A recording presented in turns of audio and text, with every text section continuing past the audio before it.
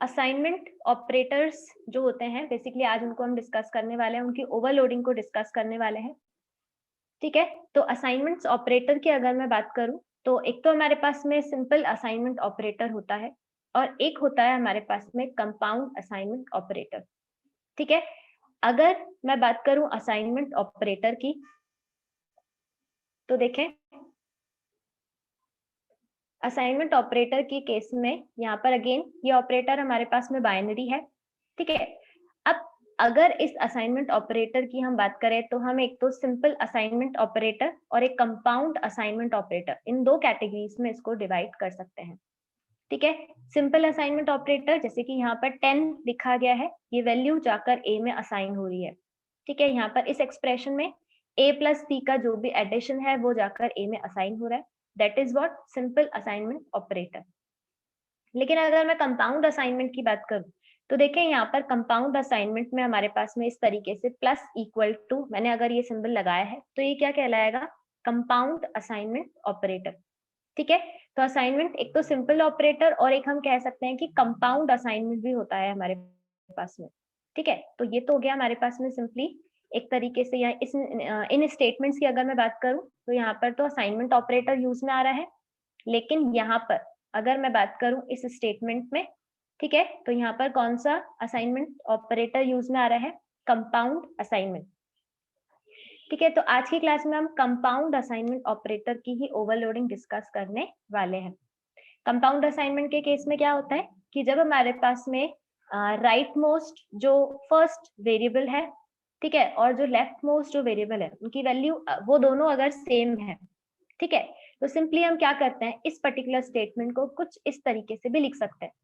इसका मतलब इन दोनों का एडिशन हो रहा है और एडिशन होने के बाद जो फर्स्ट ऑपरेंड है उसी में या फर्स्ट जो वेरिएबल है उसी में रिजल्ट असाइन हो रहा है।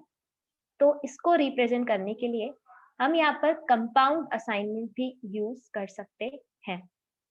ठीक है, इसका इस स्टेटमेंट का मतलब और सिंपली इस स्टेटमेंट का मतलब सेम ही है। तो आज कुछ हम लोग इस स्टेटमेंट को ओवरलोड करना सीखेंगे। ठीक है, देखते हैं कैसे क्या होगा, समझते हैं इसको अच्छे से। और इस केस में इसी एक्सप्रेशन का रिजल्ट अगर मैं डिस्प्ले करवाऊंगी तो यहाँ पे 10 और 20 का जो सिंपली एडिशन है वो यहाँ पर इस स्टेटमेंट में डिस्प्ले हो जाएगा, यानी कि एक ही वैल्यू। तो आप चाहे ऐसे लिखें या सिंपली आप इस तरीके से लिखें, बात एक ही रहेगी। ठीक है, अब बात करते हैं नेक्स्ट हमारे पास में ओवरलोडिंग का जो प्रोग्राम है उसको देख लेते हैं। तो अगर मैं बात करूं कंपाउंड असाइनमेंट ऑपरेटर्स की, ठीक है, तो यहाँ पर काफी सारे कंपाउंड असाइनमेंट ऑपरेटर्स हमारे पास में एग्जिस्ट करते हैं। हमारे प्रोग्रामिंग लैंग्वेज C++ का पार्ट है, जैसे कि प्लस इक्वल टू हो गया, माइनस इक्वल टू हो गया। कंपाउंड असाइनमेंट में पहला तो आपके पास में नॉर्मल ऑपरेटर होगा और सेकेंड जो होगा वो क्या होगा, इक्वल टू का या असाइनमेंट ऑपरेटर का साइन। तो इन दोनों का कॉम्बिनेशन है, इसलिए इसको कंपाउंड असाइनमेंट कह रहे हैं। कंपाउंड का मतलब कॉम्बिनेशन। ऐसे ही यहाँ पर ये कुछ ऑपरेटर्स हैं, जैसे कि बिटवाइज के साथ में भी कंपाउंड असाइनमेंट काम करता है। Simply left shift right shift ये बिटवाइज है। ठीक है, ऐसे ही हमारे पास में जो बिटवाइज एंड ऑपरेटर है उसके साथ में भी ये काम करता है कंपाउंड असाइनमेंट। और एक्सॉर और सिंपली जो और है बिटवाइज उसके साथ में भी ये कंपाउंड असाइनमेंट ऑपरेटर क्या करता है, काम करता है। तो सिंपली ये कंपाउंड असाइनमेंट इस तरीके से हम इसको प्लेस करते हैं। अब बात करें इस पर्टिकुलर क्वेश्चन की, तो देखें इस पर्टिकुलर प्रोग्राम में क्या हो रहा है कि अगेन मैंने एक नम नाम से क्लास क्रिएट की है। ठीक है, डेटा मेंबर्स की अगर मैं बात करूं तो डेटा मेंबर्स यहाँ पे मैंने सिंपली ए नाम से एक डेटा मेंबर क्रिएट किया है और इसी क्लास में मैंने यहाँ पे डेटा मेंबर की वैल्यू को डिस्प्ले करवाने के लिए सिंपली शो नाम से एक फंक्शन क्रिएट किया है। लाइकवाइज मैंने क्लास का कंस्ट्रक्टर भी क्रिएट किया है। ठीक है, जैसा कि अभी तक हमने सारे प्रोग्राम्स में देखा था। ऑलमोस्ट सारे ऑपरेटर्स के केस में मैंने प्रोग्राम का स्ट्रक्चर सेम ही रखा है।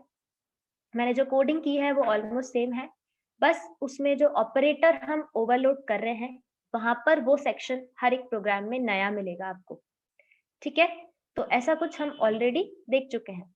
दो कंस्ट्रक्टर्स हमने पहले आगे जो हमने प्रीवियस प्रोग्राम्स देखे थे उसमें भी हमने क्रिएट किए थे। देन अब यहाँ पर हमें क्या करना है, मैंने यहाँ पे इस प्रोग्राम में प्लस इक्वल टू ऑपरेटर और इनटू इक्वल टू ऑपरेटर, या मैं यूं कहूं कि कंपाउंड प्लस और कंपाउंड मल्टीप्लिकेशन जो ऑपरेटर्स हैं उनको सिंपली ओवरलोड किया है। ठीक है, तो देखिए क्या काम किया है, ये ऑपरेटर कब कॉल होंगे इसको समझते हैं सिंपली हमारे पास में जो मेन फंक्शन है।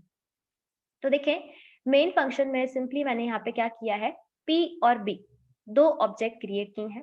आप चाहें तो यहाँ पर OBJ रख लीजिए ताकि समझने में थोड़ा सा इजी हो जाए। यहाँ पर मैं इसको OBJ1 कर देती हूँ। ठीक है, अब सिंपली यहाँ पर इस स्टेटमेंट में क्या हो रहा है, हमारे पास में OBJ2 नाम से जो ऑब्जेक्ट है और OBJ1 नाम से जो दो ऑब्जेक्ट हैं।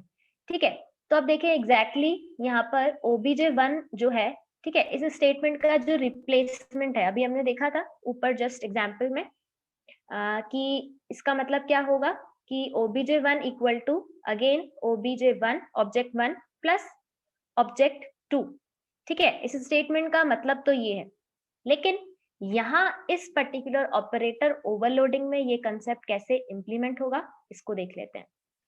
ये देखिए जब ये स्टेटमेंट यहाँ पर एग्जीक्यूट होगा तो कौन सा ऑब्जेक्ट ऑपरेटर फंक्शन को कॉल करेगा और कौन सा object simply as a value pass होगा, उसके लिए देखिए मैंने यहाँ पर ये स्टेटमेंट को यहाँ पर मेंशन किया है।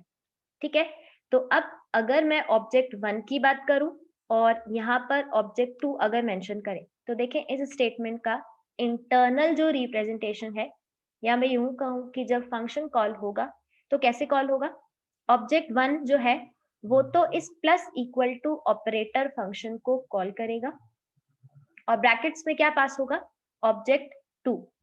ठीक है, तो ये स्टेटमेंट कुछ इस तरीके से क्या होगा, एग्जीक्यूट होगा और हमारे पास में जो प्लस इक्वल टू फंक्शन है वो क्या होगा, कॉल हो जाएगा। ठीक है, तो कॉल होने पर OBJ2 तो यहाँ पर क्या हो रहा है, सिंपली इसमें पास होगा और जो ऑब्जेक्ट 1 है वो इस ऑपरेटर फंक्शन को कॉल करेगा। ठीक है, सारे ऑपरेटर फंक्शन में एक ऑब्जेक्ट तो ऑपरेटर फंक्शन को कॉल करता ही करता है। ठीक है, एक ऑब्जेक्ट हम पास करें या ना करें ये डिपेंड करता है कि हमारे पास में जो ऑपरेटर है उसकी कैटेगरी कौन सी है। अगर बाइनरी है तो डेफिनेटली एक ऑब्जेक्ट तो ब्रैकेट्स में एज अ आर्ग्यूमेंट हमें पास करना ही पड़ेगा, और अगर यूनरी है तो हमें कोई भी ऑब्जेक्ट जो है पास करने की रिक्वायरमेंट नहीं होगी। ठीक है, बाइनरी के केस में तो कंपलसरी है, यूनरी के केस में आप चाहे करें ना करें, जनरली तो अभी तक मैंने कोई आपको इस तरह से एग्जाम्पल शायद नहीं करवाया है। ठीक है, तो वहां पर आपको रिक्वायरमेंट नहीं होती कि आप ऑब्जेक्ट को पास करें। यहाँ इस केस में मैंने ऑब्जेक्ट 2 बताया कि आपको यहाँ पर पास होगा। ठीक है, तो ऑब्जेक्ट 2 जो है वो जाके इस B नाम के ऑब्जेक्ट में कॉपी हो जाएगा। ठीक है, और अभी ऑब्जेक्ट 2 जो था उसमें 10 यहाँ पर वैल्यू है, यानी कि उसके डेटा मेंबर में सिंपली वैल्यू यहाँ पर क्या है, 10, और यहाँ पर ऑब्जेक्ट 1 में वैल्यू कितनी है हमारे पास में 1, सॉरी ए डेटा मेंबर में वैल्यू है 20, तो 20 और 10 ये दोनों वैल्यू यहाँ पर यूज में आएंगी। किस तरीके से यूज में लेकर आए हम देखें, ऑब्जेक्ट 2 तो यहाँ पे जाके कॉपी हो जाएगा। ठीक है, वैल्यू यहाँ पे 10 है, तो इसी तरीके से B के A डेटा मेंबर की वैल्यू भी क्या हो जाएगी, 10। ठीक है, अब इस स्टेटमेंट के बाद यहाँ पर ये स्टेटमेंट अगर मैं बात करूं, यहाँ ये जब फंक्शन कॉल होगा तो उसका जो एग्जीक्यूटेबल पार्ट है, देखिए मैंने यहाँ पे क्या कोड किया है, यहाँ मैंने मेंशन किया है कि A बराबर A plus B dot A. ठीक है, अब ये स्टेटमेंट इस पर्टिकुलर कोड में मैंने कंपाउंड असाइनमेंट को क्या किया है, आप चाहें तो ये स्टेटमेंट लिखें या सिंपली आप इसको ऐसे भी लिख सकते हैं। ठीक है, ये दोनों स्टेटमेंट का मतलब यहाँ पे सेम ही है, अभी हमने एग्जाम्पल में भी देखा था। ठीक है, तो अब इस स्टेटमेंट में हो क्या रहा है, इस स्टेटमेंट में ये हो रहा है कि हम क्या कर रहे हैं, जिस ऑब्जेक्ट ने ये फंक्शन कॉल किया है, ठीक है, उसके A डेटा मेंबर में हम वापस से इस B डेटा मेंबर को ऐड करके और उसमें असाइन कर रहे हैं। ये सिंपली हमने यहाँ पे काम किया है। तो आगे ये स्टेटमेंट जब सॉल्व होगा, ठीक है, तो कैसे सॉल्व होगा, यहाँ पे किस तरीके से लिखा गया है, A इक्वल टू 20 प्लस 10। अब यहाँ पर A जो था ये किसका A है, जिस ऑब्जेक्ट ने ये फंक्शन कॉल किया, किसने कॉल किया, देखें जो हमारे पास में लेफ्ट हैंड साइड पर ऑपरेटर है, कौन सा ऑपरेटर है, ऑब्जेक्ट 1, कौन सा ऑब्जेक्ट है, सॉरी ऑब्जेक्ट 1, तो ऑब्जेक्ट 1 ने ये फंक्शन को कॉल किया, इसलिए यहाँ पर उसके डेटा मेंबर को यूज करने के लिए कहीं पर भी डॉट नहीं लगाया जाता है। ठीक है, तो अब देखें यहाँ पर एग्जैक्टली 10 और 20 का एडिशन हुआ। यहाँ पर इसकी वैल्यू 20 थी, क्योंकि यहाँ पर इस पर्टिकुलर ऑब्जेक्ट के ए डेटा मेंबर की वैल्यू 20 थी। तो 20 और 10 ऐड होके वापस से इसी ए में असाइन हो गए। और ये सिंपली जो ए है वो किसका ए है, जिस ऑब्जेक्ट ने ये फंक्शन कॉल किया था। तो ऑब्जेक्ट 1 ने कॉल किया था, तो सिंपली यहाँ पर अगर मैं फाइनल रिजल्ट की बात करूं तो यहाँ पर ये कुछ इस तरीके से आपको b डॉट ए जो है वो कुछ इस तरीके से वैल्यूएट होगा कि a बराबर सिंपली यहाँ पर a plus b dot A, और इसको अगर और इसका एग्जीक्यूशन और देखें तो सिंपली यहाँ पर ये हो जाएगा स्टेटमेंट a बराबर सिंपली 20 प्लस 10 और वापस से रिजल्ट a में असाइन हो जाएगा, यानी कि एट द एंड हमारे पास में a की वैल्यू 30 हो जाएगी। और अगर इस वैल्यू को हम यहाँ पर सिंपली प्रिंट करवाएं कि यहाँ पर मैंने लिखा है एडिशन इज, तो देखिए रिजल्ट हमने रिटर्न नहीं करवाया, लेकिन यहाँ पर इस केस में जिस ऑब्जेक्ट ने ये फंक्शन कॉल किया था उसकी डेटा मेंबर्स में ऑब्वियसली क्या हो जाएगा, यहाँ पे वैल्यू चेंज हो जाएगी। तो पहले वैल्यू 20 थी, अब अगर मैं ऑब्जेक्ट 1 को जिसने कि ये फंक्शन कॉल किया था उसकी वैल्यू को यहाँ पर शो फंक्शन के साथ में डिस्प्ले करवाऊंगी डेटा मेंबर की वैल्यू को, तो यहाँ पे रिजल्ट क्या डिस्प्ले हो जाएगा, यहाँ पर ऑब्जेक्ट 1 के ए डेटा मेंबर में अब वैल्यू डिस्प्ले हो जाएगी सिंपली 30। ठीक है, तो ये कुछ इस तरीके से काम करेगा। हमने यहाँ पे कोई भी वैल्यू रिटर्न नहीं करवाई है, बट जिस ऑब्जेक्ट ने ये फंक्शन कॉल किया था, कौन सा फंक्शन, कंपाउंड इक्वल जो फंक्शन था वो कॉल किया था। ठीक है, उसी के डेटा मेंबर में वैल्यू डायरेक्टली यहाँ पर चेंज हो गई। अगर मैं मल्टीप्लिकेशन के साथ में यूज करती हूँ इक्वल ऑपरेटर, या मैं यूं कहूँ कि कंपाउंड असाइनमेंट यूज कर रही हूँ, ठीक है, तो कैसे काम होगा वो समझ लेते हैं। बट यहाँ तक अगर किसी को कोई डाउट हो तो पहले पूछ लीजिए। ओके, तो अब देखिए मैंने यहाँ पर इस केस में एक नया ऑब्जेक्ट क्रिएट किया है, सी नाम से ऑब्जेक्ट क्रिएट किया है। डेटा मेंबर जो है वो सिंपली 40 वैल्यू से इनिशियलाइज हो जाएगा। क्यों इनिशियलाइज होगा, क्योंकि डेफिनेटली जब ऑब्जेक्ट क्रिएट होता है तो कंस्ट्रक्टर कॉल होता है। अब क्योंकि एक ही आर्ग्यूमेंट पास किया है तो यहाँ पर देखें ये 1 आर्ग्यूमेंट वाला जो कंस्ट्रक्टर है वो यहाँ पर क्या हो जाएगा, सिंपली कॉल होगा। और जो हमारे पास में सी नाम से ऑब्जेक्ट है उसके डेटा मेंबर में 40 वैल्यू असाइन हो जाएगी, कुछ इस तरीके से। ठीक है, अब मेमोरी में एक ब्लॉक बन चुका है, 3 हमारे पास में ऑब्जेक्ट क्रिएटेड है, ऑब्जेक्ट 1, ऑब्जेक्ट 2 और सी नाम से एक ऑब्जेक्ट हमने यहाँ पे क्रिएट किया है। ठीक है, अब मल्टीप्लिकेशन के साथ में इक्वल ऑपरेटर यूज किया, यानी कि कंपाउंड मल्टीप्लिकेशन को मैंने यहाँ पे यूज किया है। तो अब देखें यहाँ पर हमारे पास में ऑब्जेक्ट का नाम तो ऑब्जेक्ट 2 है। ठीक है, तो ये कुछ इस तरीके से स्टेटमेंट एग्जीक्यूट होगा कि आपके पास में इनटू इक्वल, यानी कि मल्टीप्लिकेशन, या मैं यूं कहूँ कि कंपाउंड मल्टीप्लिकेशन ऑपरेटर यहाँ पर कॉल होगा। ठीक है, कौन कॉल करेगा, जो हमारे पास में लेफ्ट हैंड साइड पर ऑब्जेक्ट होता है। तो यहाँ पे सी ऑब्जेक्ट लेफ्ट हैंड साइड पर है, इसलिए यही ऑब्जेक्ट इस ऑपरेटर फंक्शन को कॉल कर रहा है। और ब्रैकेट्स में क्या वैल्यू पास होगी, ऑब्जेक्ट 2। क्यों पास हुई, क्योंकि कंपाउंड असाइनमेंट बाइनरी ऑपरेटर होता है, इसलिए।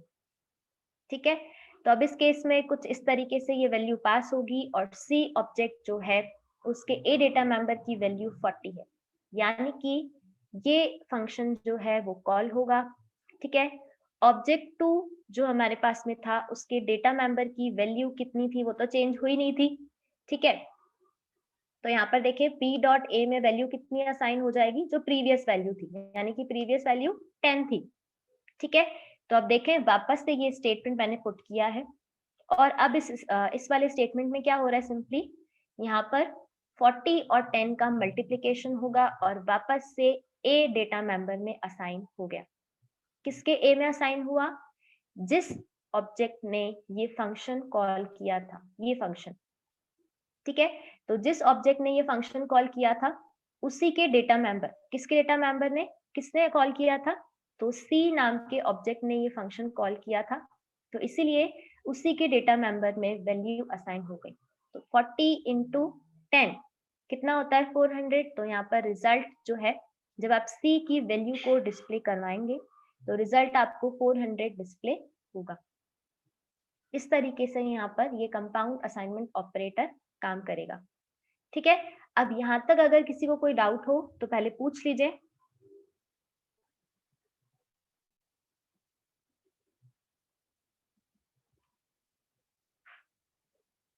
और एक हमने ऑब्जेक्ट 1 के साथ कॉल किया था। ठीक है, तो दोनों केस में जो रिजल्ट है वो यहाँ पर डिस्प्ले हो जाएंगे। 30 और 400 वैल्यू यहाँ पर डिस्प्ले होगी। ठीक है, देन अगर बात करें नेक्स्ट, हमारे पास में जो कंसेप्ट है, जो नेक्स्ट प्रोग्राम है, वो है अगेन कंपाउंड असाइनमेंट ऑपरेटर्स। लेकिन इस बार हम ऑब्जेक्ट को क्या करवा रहे हैं, रिटर्न करवा रहे हैं। प्रीवियस एग्जाम्पल में हमने ऑब्जेक्ट को रिटर्न करवाना नहीं देखा था। ठीक है, यहाँ पर सिंपली जो ऑब्जेक्ट था उसी के डेटा मेंबर में क्या हुआ था, वैल्यू चेंज हो गई थी और हमने सिंपली यहाँ पर मेन में उसको शो करवाया था। लेकिन अब अगर हमें बाकी जो हमने कंसेप्ट पढ़े थे कि असाइनमेंट ऑपरेटर के अलावा, या मैं यूँ कहूँ कि कंपाउंड असाइनमेंट के अलावा जो हमने बाइनरी के केस में अरिथमेटिक ऑपरेटर की ओवरलोडिंग देखी थी, वहां पर भी हमने वैल्यू को रिटर्न करवाना सीखा था। ठीक है, तो ऐसे ही कुछ काम हम कंपाउंड असाइनमेंट के साथ एक एग्जाम्पल में देख लेते हैं। तो देखें, वापस से वही प्रोग्राम है। यहाँ पर मैंने नम नाम से क्लास क्रिएट की है, अगेन शो और 2 कंस्ट्रक्टर्स मैंने क्रिएट किए हैं। यहाँ तक तो कुछ भी नया नहीं है।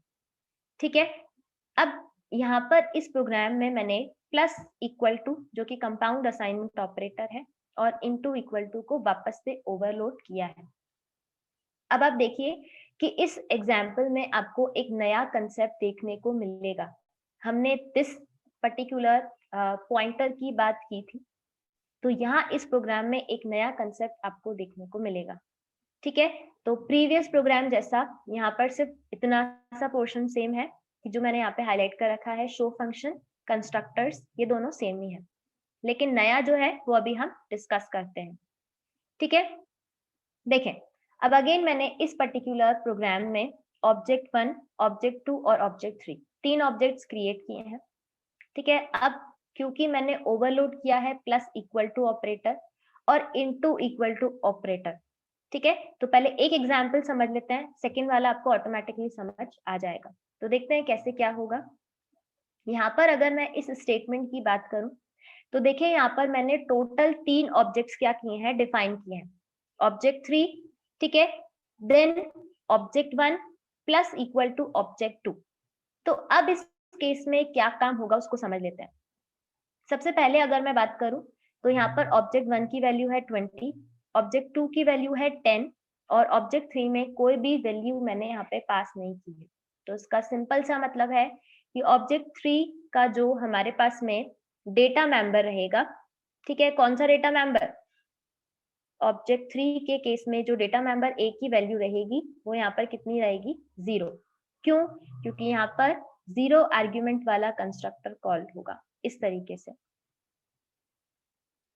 ठीक है, अब यहाँ तक अगर किसी को कोई डाउट हो तो पहले पूछ लीजिए।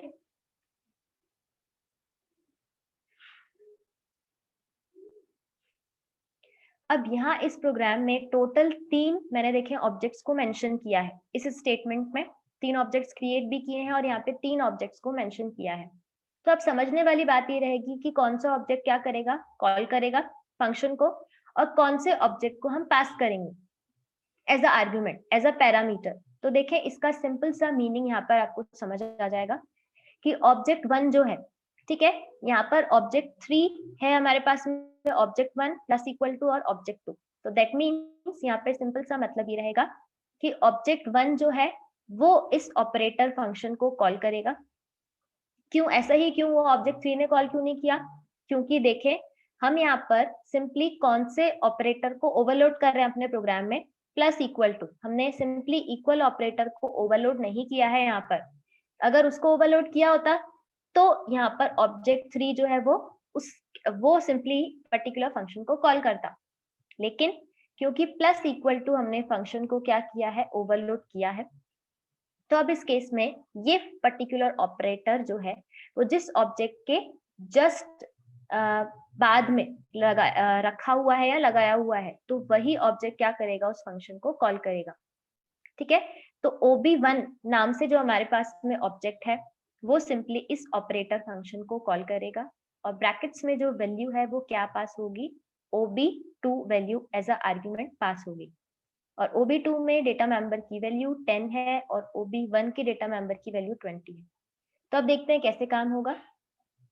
ठीक है, तो देखिए सिंपली जब ये ऑपरेटर फंक्शन इस तरीके से कॉल होगा, ठीक है, तो देखें बी जो हमारे पास में अगेन यहाँ पर बी इसलिए एज अ आर्ग्यूमेंट हमें भेजना पड़ा, क्यों, क्योंकि कंपाउंड असाइनमेंट अगेन बाइनरी आपके पास में क्या है, ऑपरेटर है। अगर यूनरी होता तो वैल्यू हम एज अ आर्ग्यूमेंट नहीं पास करते। ये ऑपरेटर ओवरलोडिंग का रूल आप कह सकते हैं। तो अब इस केस में बी के ए डेटा मेंबर की वैल्यू कितनी हो जाएगी, जो हमने ऑब्जेक्ट यहाँ पर पास किया था, जो OB2 की वैल्यू है कितनी है 10, वही यहाँ पर इसकी वैल्यू रहेगी।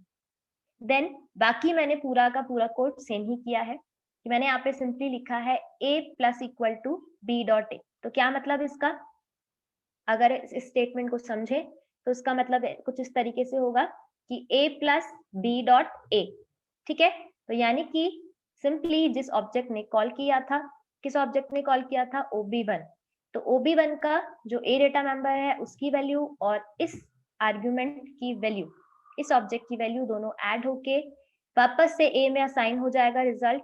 और हमने देखे A में असाइन करवा दिया, लेकिन अब अभी हमें क्या करवाना है, यहाँ पे मैंने लिखा है कि मैं ऑब्जेक्ट को रिटर्न करवा रही हूँ। ठीक है, प्रीवियस एग्जाम्पल में हमने ये लेफ्ट साइड में इस तरह से कुछ भी नहीं लिखा था। आप देखें प्रीवियस एग्जाम्पल में मैंने यहाँ पे ऐसा कोई स्टेटमेंट नहीं लिखा था, लेकिन यहाँ पे हम इस प्रोग्राम में कंपाउंड असाइनमेंट से कंपाउंड असाइनमेंट जो फंक्शन हम बना रहे हैं, ठीक है, वहां से वैल्यू भी रिटर्न करवा रहे हैं। अब वैल्यू क्या रिटर्न हो रही है, ऑब्जेक्ट रिटर्न हो रहा है, तो कैचिंग जो एंड है वहां पर भी होगा, कोई ना कोई ऑब्जेक्ट होगा। ठीक है, तो अब देखें यहाँ से रिटर्न हो रहा है हमारे पास में ऑब्जेक्ट, कैसे पता चल रहा है, क्योंकि इस पर्टिकुलर फंक्शन का जो हमारे पास में डेटा टाइप है वो क्या है, क्लास का नाम, तो नम क्लास का ही कोई ना कोई ऑब्जेक्ट रिटर्न होगा। बट मैंने इस फंक्शन में कोई भी ऑब्जेक्ट जो है वो एक्सप्लिसिटली क्रिएट नहीं किया है, हाँ तो एज आर्ग्यूमेंट पास हुआ था, लेकिन मैंने कोई क्रिएट नहीं किया है। तो अब इस केस में मैंने यहाँ पे क्या किया है, कोई नया ऑब्जेक्ट क्रिएट ना करके जो करंट ऑब्जेक्ट है उसी को ही रिटर्न करवा दिया।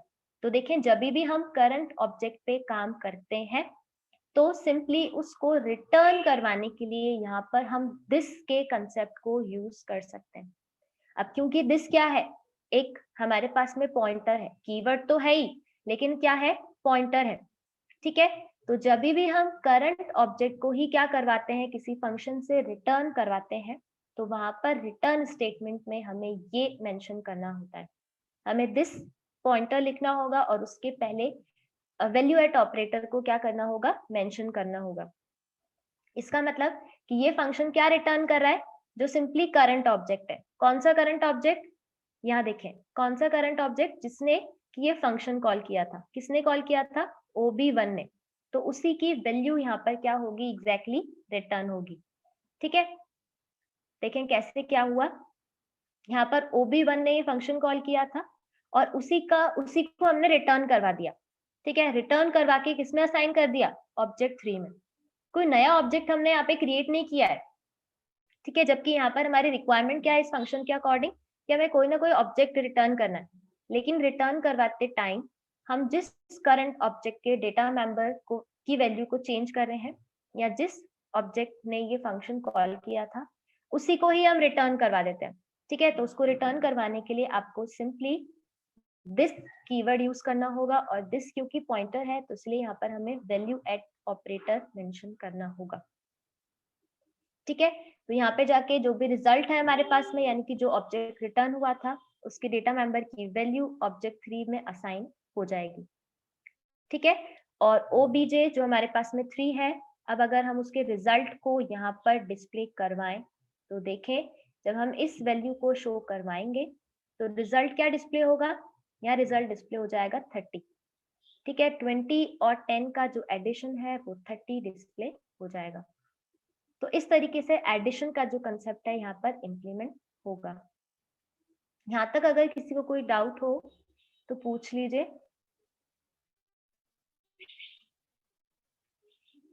देन अगेन इस प्रोग्राम में मैंने इनटू इक्वल टू ऑपरेटर को ओवरलोड किया है, ठीक है, लेकिन सिंपली कंपाउंड असाइनमेंट क्योंकि ऑपरेटर है मल्टीप्लिकेशन और इक्वल ऑपरेटर, लेकिन यहाँ पर मैंने जो रिटर्न करवाया है वो अगेन कोई ना कोई ऑब्जेक्ट की वैल्यू को मैंने यहाँ पे रिटर्न करवाया है, ठीक है।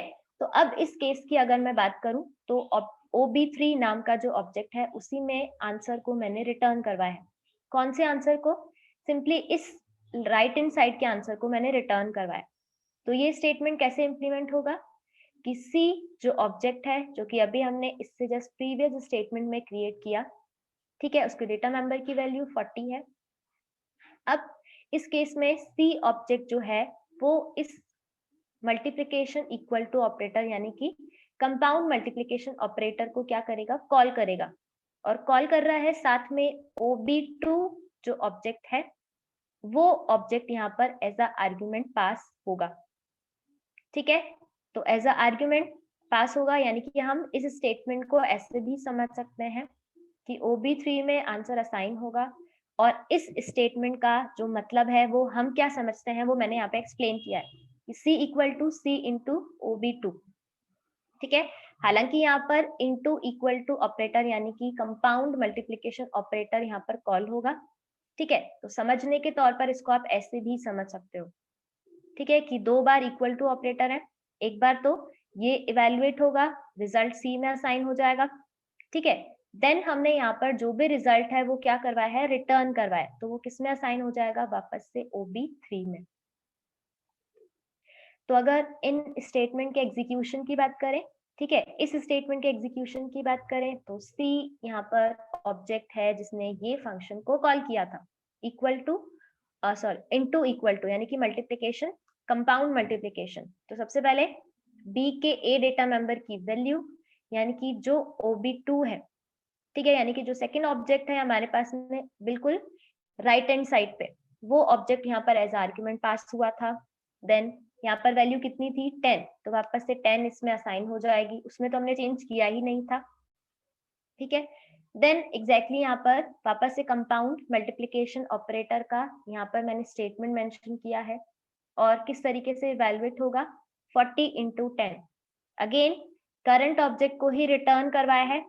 आप चाहे तो विदाउट रिटर्न भी ये काम कर सकते हैं, इससे प्रीवियस एग्जाम्पल में हमने यही देखा था, लेकिन यहाँ पे रिटर्न हम करवाना सीख रहे हैं, लेकिन साथ में जो हमने नया कंसेप्ट देखा वो ये है कि हम करंट ऑब्जेक्ट को भी रिटर्न करवा सकते हैं। एग्जाम में कभी कभी इसका सिंटेक्स पूछ लिया जाता है कि C++ में अगर आपको करंट ऑब्जेक्ट को रिटर्न करवाना है तो क्या सिंटेक्स रहेगा। तो यहाँ पर देखें, करंट ऑब्जेक्ट को रिटर्न करवाया है, अगेन जब भी करंट ऑब्जेक्ट की बात होगी तो दैट मीन्स दिस पॉइंटर की बात हो रही है, ठीक है। तो दिस पॉइंटर है और सिंपली यहाँ पे वैल्यू एट ऑपरेटर हमने प्लेस किया है। तो अब 40 इंटू 10 जो रिजल्ट है वो अगेन A में असाइन हो गया। किसका A? जिस ऑब्जेक्ट के थ्रू ये फंक्शन कॉल हुआ था, तो उसके साथ में हमें कहीं पर भी A के लिए डॉट लगाने की जरूरत नहीं है। तो अब जो आंसर है वो रिटर्न हो जाएगा, ठीक है। और रिटर्न होके सिंपली यहाँ पे सबसे पहले ये इवैल्यूएट हुआ, देन इसका जो भी रिजल्ट था वो ऑब्जेक्ट OB3 नाम का जो सिंपली हमारे पास में ऑब्जेक्ट है उसमें असाइन हो जाएगा। और अगर हम यहाँ पर इसको शो करेंगे, लेट्स से मैंने यहाँ पर OB3 के रिजल्ट को शो किया, तो आंसर में क्या डिस्प्ले होगा देख लेते हैं। यहाँ पर रिजल्ट में डिस्प्ले हो जाएगा 400। तो इस तरीके से यहाँ पर ये compound assignment without returning value और विथ रिटर्निंग वैल्यू क्या करेगा? काम करेगा, ठीक है। अब यहाँ तक अगर किसी को कोई डाउट हो तो पूछ सकते हैं। आज की क्लास में ओवरलोडिंग के यही 2 एग्जाम्पल हम देखेंगे। इसके अलावा यहाँ पर मैं अगर बात करूं इनहेरिटेंस टॉपिक की, ठीक है, इनहेरिटेंस टॉपिक पर एक बार वापस प्रोसीड कर रहे हैं हम लोग, लेकिन अगर ओवरलोडिंग टॉपिक में कोई भी कंफ्यूजन हो तो आप पूछ सकते हैं। टेस्ट में ये टॉपिक आएगा, कितना आएगा वो मैं अभी आपको सिंपली जो डॉक्यूमेंट था मैंने आपको गूगल ड्राइव पर शेयर किया है, आप वहां से एक बार देख लीजिएगा कि टोटल कितने टॉपिक्स वहां पे कवर हो रहे हैं। वैसे सीधी सी बात तो ये रहेगी, जितना आपके पास में प्रीवियस टेस्ट में आ गया उसके बाद का कंटिन्यूएशन में आएगा। ठीक है, अब क्लासेस एंड ऑब्जेक्ट का टॉपिक तो हम पढ़ ही रहे हैं, तो ऐसा नहीं कि क्लासेस और ऑब्जेक्ट नहीं आएगा। तो देखें यहाँ पर अगर मैं बात करूं इनहेरिटेंस की, तो इनहेरिटेंस के केस में यहाँ पर हमने कुछ कंसेप्ट को डिस्कस किया था। काफी कंफ्यूजन थी स्टूडेंट्स को कि सिंपली काम कैसे हो रहा है, ठीक है, कि कब कौन सा हमारे पास में एक्सेस स्पेसिफायर है और कब कौन सा हमारे पास में इसको विजिबिलिटी मोड होगा, तो क्या काम होगा। ठीक है, तो यहाँ पे मैंने कुछ डायग्राम जो है वो प्लेस किए हैं। सिंपली अगर मैं इनहेरिटेंस की बात करूं, तो जैसे हमारे पास में जो बेस क्लास होती है जिसको हम कह सकते हैं पेरेंट क्लास, तो अगर उसमें एग्जाम्पल के तौर पर feature A, feature B and feature C थे, तो ये तीनों के तीनों फीचर्स किसमें इनहेरिट हो जाएंगे, अगर हम इस क्लास की कोई भी डिराइव्ड क्लास या फिर कोई चाइल्ड क्लास बनाते हैं। तो देखें यहाँ पर इस एग्जाम्पल में मैंने यहाँ पर क्या किया है, सिंपली शो किया है कि एक डिराइव्ड क्लास है। ठीक है, डिराइव्ड क्लास के केस में ऐसे कोई नाम मैंने यहाँ पे प्लेस नहीं किया है, बट इतना शो किया है कि यहाँ पर अगर हमने सिंपली ए क्लास को क्या किया है, ए क्लास तो नहीं कह सकते, यानी कि अगर इस पर्टिकुलर क्लास को क्या किया है, सिंपली पेरेंट बना है इस क्लास का, देखिए इसके सारे के सारे फीचर्स जो हैं वो यहाँ पर तो हम यूज कर ही सकते हैं। ये देखिए यहाँ पे लिखा भी है इनहेरिटेड फ्रॉम बेस, लेकिन अगर इस क्लास में कोई नया फीचर है तो वो भी हम यूज कर सकते हैं। और ये डायग्राम शो कर रहा है कि इनहेरिटेंस है कैसे, कि हम यहाँ पर ये एरो के थ्रू भी शो करते हैं इनहेरिटेंस को। ठीक है, तो ये सिंपली इनहेरिटेंस का एक और मैं यूं कहूँ कि समरी हो गई कि हम क्या करते हैं इनहेरिटेंस में। और ऐसे ही हमने जो कंसेप्ट देखा था, सिंपली तीन तो हमने एक्सेस स्पेसिफायर्स देखे थे और तीन हमने विजिबिलिटी मोड देखे थे। ठीक है, तो कई बार बहुत ज्यादा कंफ्यूजन क्रिएट हो गई थी कि विजिबिलिटी मोड और सिंपली जो हमारे पास में एक्सेस स्पेसिफायर है उनका क्या कॉम्बिनेशन है। तो आई थिंक इस पर्टिकुलर डायग्राम से ये कंसेप्ट शायद और क्लियर हो जाए। तो देखें, अगर मैं बात करूं एक्सेस स्पेसिफायर्स की, तो पब्लिक, प्रोटेक्टेड और प्राइवेट, ये तीनों के तीनों है। यहाँ पर बेस क्लास लिखा गया है, मतलब ये बेस क्लास को बिलोंग कर रहे हैं। ठीक है, और डिराइव्ड क्लास की अगर मैं बात करूं, ठीक है, तो देखिए यहाँ पर इनको मैंने मेंशन किया है। अब सबसे कम जो स्कोप होता है वो अगेन प्राइवेट का होता है। ठीक है, तो देखिए अगर हम समझे कि हमारे पास में जो विजिबिलिटी मोड है, इसका मतलब हम पेरेंट क्लास जो है, ठीक है, जब चाइल्ड क्लास में इनहेरिट कर रहे हैं, तो हम विजिबिलिटी मोड अगर यूज कर रहे हैं प्राइवेट, तो उस केस में हमने देखा था कि हम चाइल्ड में क्या यूज कर सकते हैं, इस क्लास के पब्लिक जो फंक्शन है या डेटा मेंबर्स है उनको यूज कर सकते हैं, लेकिन क्लास के बाहर उसको यूज नहीं कर सकते थे, चाइल्ड के बाहर उनको यूज नहीं कर सकते थे। तो मैंने उस टाइम रीजन आपको समझाया भी था, क्योंकि ये सारे पब्लिक और प्रोटेक्टेड मेंबर्स यहाँ पर आके क्या बन जाते हैं, प्राइवेट। तो इसीलिए जो किसी क्लास का प्राइवेट डिक्लेरेशन सेक्शन का पार्ट है वो out of the class use में नहीं आ सकता। तो ये इस डायग्राम से आप समझ सकते हैं, इतने सेक्शन से। ठीक है, ये इतने सेक्शन से मैंने अभी आपको समझाया कि हम पब्लिक और प्रोटेक्टेड मेंबर्स को यूज कर सकते हैं बेस क्लास के, जिनके आगे मैंने पब्लिक कीवर्ड मेंशन किया और प्रोटेक्टेड मेंशन किया है, उनको हम डेफिनेटली यूज कर सकते हैं कहाँ पर, किसी भी चाइल्ड क्लास में। लेकिन ये दोनों मेंबर्स यहाँ पर आके क्या कहलाएंगे, क्या बन जाएंगे, प्राइवेट बन जाएंगे, और इनको हम क्लास के बाहर यूज नहीं कर सकते।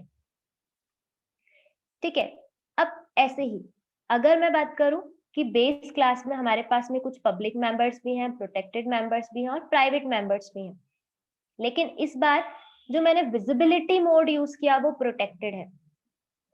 ठीक है, तो अब प्रोटेक्टेड के केस में क्या होगा, किसी भी क्लास के देखिए प्राइवेट मेंबर्स को मैंने यहाँ पे एरो लगा के कभी यूज ही नहीं किया चाइल्ड में, क्योंकि ये तो अंडरस्टूड ही है, ये हम यूज ही नहीं कर सकते। हमने इसको एग्जाम्पल के थ्रू भी देखा था।